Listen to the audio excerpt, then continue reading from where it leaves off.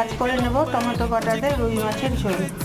রুই মাছ কেটে পরিষ্কার করে ধুয়ে লবণ হলুদ মাখিয়ে নিয়েছি। প্রথমে সরষের তেল গরম করে নিচ্ছি, মাছ লাল করে ভেজে নিয়েছি। এবার তুলে নিচ্ছি। মাছ ভাজার তেলে ঝোলটা করে নেব। দিয়ে দিব তেজপাতা, দিয়ে দিব গোটা জিরে আর গোটা এলাচ, দিয়ে দিব আলু, ভেজে নিচ্ছি। দেব আমি দুটো বড় সাইজের টমেটো আর কাঁচা লঙ্কা একসাথে বেটে নিয়েছি। এখন এর মধ্যে দিয়ে দিব গুঁড়ো মশলা, আছে হলুদ, লবণ, কাশ্মীরি লঙ্কার গুঁড়ো, গরম মশলার গুঁড়ো আর জিরে গুঁড়ো।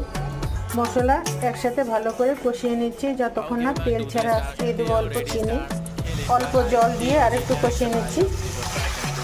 মশলা থেকে তেল ছেড়ে এসছে, এখন দিয়ে দেবো আন্দাজ মতো জল। ঝোল ফুটে গিয়েছে, এখন মাছ ভাজা দিয়ে দেবো। মাছ দিয়ে আর কিছুক্ষণ জাল দিয়ে নেব ঝোলটা। মাছের ঝোল হয়ে গিয়েছে, এবার নামিয়ে নিচ্ছি। এইভাবে তোমরা একবার রান্না করে খাও টমেটো বাটা দিয়ে রুই মাছের ঝোল।